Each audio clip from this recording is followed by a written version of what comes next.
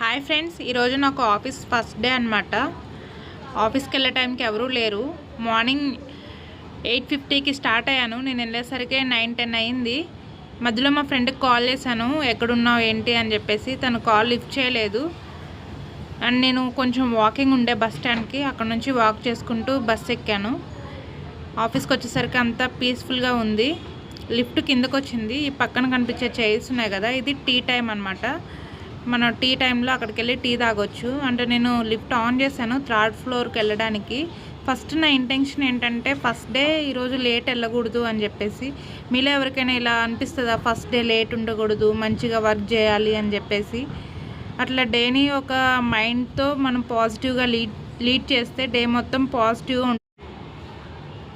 First డేనే late వెళ్ళకూడదు అనిపించింది, అందుకని క్విక్గా స్టార్ట్ అయిపోయాను.